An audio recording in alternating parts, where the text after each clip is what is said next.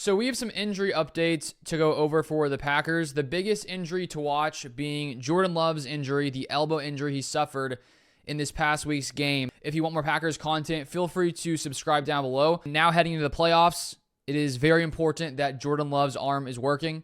We saw in that game, at first it looked like it may have been a hand injury because you could see him on the field trying to move his hand. It looked like it had gotten numb basically, and it turns out it was because of the way he hit his elbow. And so it's an elbow injury.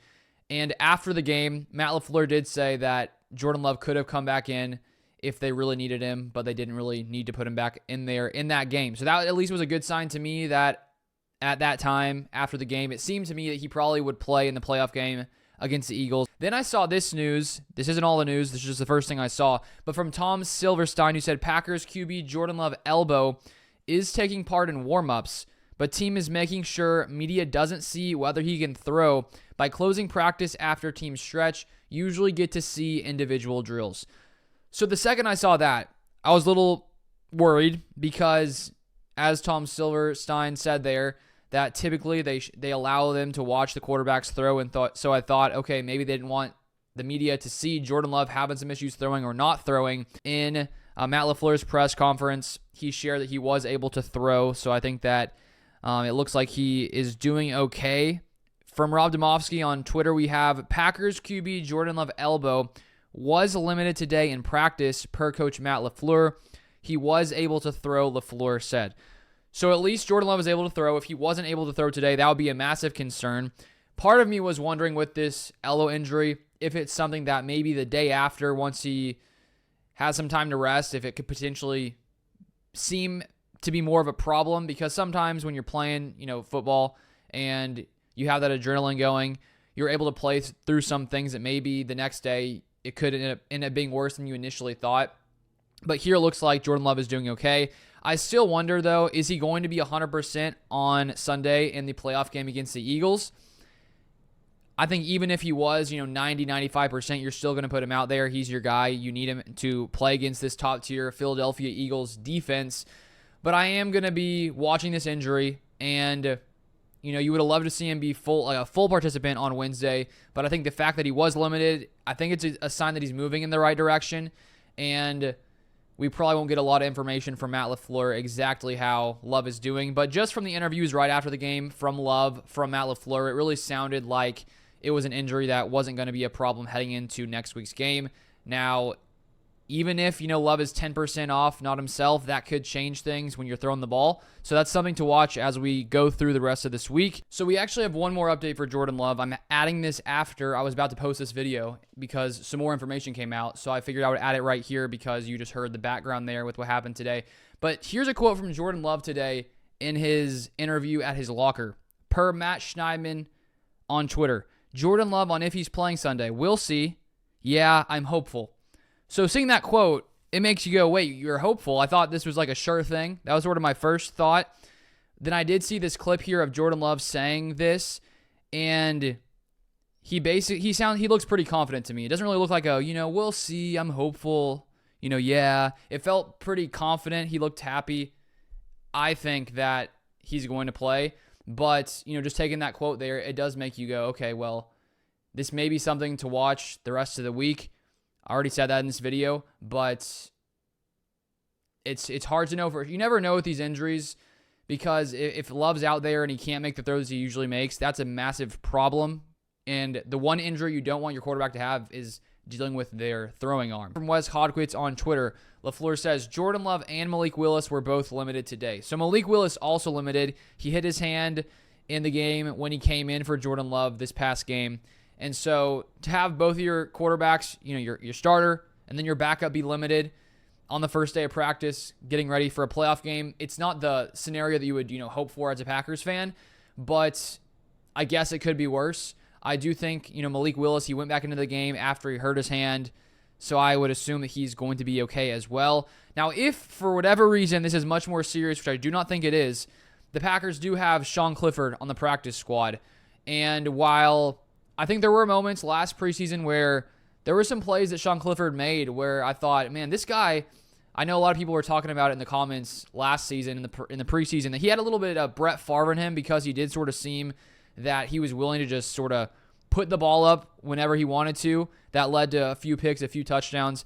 But if the Packers were to need another quarterback, which I don't expect them to, but I guess you technically can never know for sure, he is in the practice squad. So that would be the third option as it stands right now for the Packers. Hopefully Jordan Love is healthy and things go smoothly with him this week. Now, a few other updates injury-wise for the Packers. From Bill Humer, we have here Jordan Love was limited today. LaFleur says he did some throwing. And then also limited Bullard, Cooper, Cox, Dillard, Quay Walker, and Evan Williams did not participate. TJ Slayton, Zane Anderson, and Christian Watson.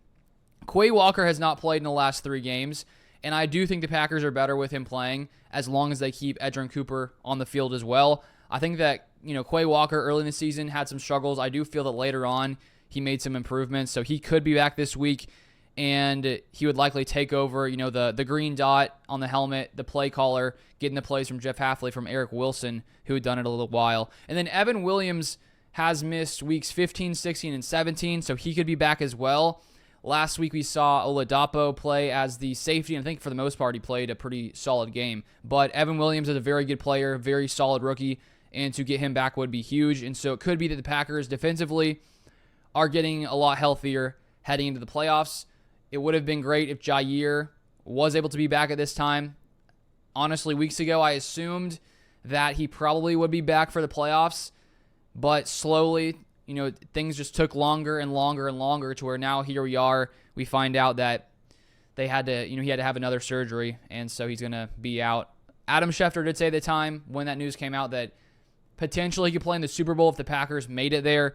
So I guess there's a small chance of hope of him being ready at that point. Not too sure about that, honestly. So it's unfortunate to be without Jair, especially against this Eagles offense that has so many weapons, receivers, running back, quarterback. It's a very strong offense. So hopefully some of these other players will be back, and hopefully they'll be fine. One other guy, Brenton Cox, Packers edge rusher, who, if you watched my video yesterday where I graded the Preston Smith trade, the second part of that video, I did a deep dive into the Packers and their pass rush. And for those of you who didn't see that one, Brenton Cox has been one of the best pass rushers in all of the NFL in the past 6 weeks. Looking at PFF, among all defensive linemen who have at least 30 snaps in the past 6 games of the NFL season, he is 6th in pass rush win rate. So he's been playing at another level. He's an undrafted guy, so to have an undrafted player playing as good as he has played recently, it's been a massive boost for this Packers defense. And honestly, I think we need to see a lot more of him. JJ Enagbare hasn't been as productive as of late, and I think that he should get some more of, I think Brenton Cox should get some more of Kingsley Enigbare's snaps going forward. And I just think that you need to get Cox on the field as much as possible because he has been incredibly productive. He didn't play last week against the Bears because of this injury, but the fact that he was limited today, I'm hoping that he'll be ready to go on Sunday. And I think against the Eagles offense, the Packers are going to need the pass rush to really have a big game to, keep Jalen Hurts in the pocket and to hopefully, make it more difficult for that passing attack. And then finally, TJ Slayton not practicing. That's a big loss for the Packers run defense. He's been really great in that area, not as much of a pass rusher. Then Zane Anderson, he played well and he had to fill in at safety when Evan Williams is down. And then Christian Watson, of course, the torn ACL, which was a huge blow for this Packers team. Very unfortunate. And I think even looking ahead to next year with these ACL tears, you don't know how long it's going to take for a guy to fully recover. Typically 9 to 12 months depending on the situation. So he could even miss the beginning of next season, which does make you question, the Packers, what they're going to do at receiver. I didn't think there was that much need to make that, much of an addition there in the offseason if Watson was fully healthy. I think the receivers are solid. They get open at a high rate. I do think there are some drop issues, but I do think sometimes those things can clean themselves up, just like Devontae Adams. Early in his career, there was a long time where people were saying that, his inability to catch the ball was going to be a problem, and he was able to figure things out. So even though drops have been an issue for Jaden Reed, for Dontavian Wicks, I think that's something that can be cleaned up, and hopefully it will be when it comes to the Packers and their wide receiver room. But those are all the Packers injury updates for today. If you want more Packers content, feel free to subscribe down below. You can also follow me on Twitter at LukeBeller3. I share a lot of other Packers stats and things over there, so feel free to follow me on Twitter/X. But thank you for watching, and I'll see you guys next time.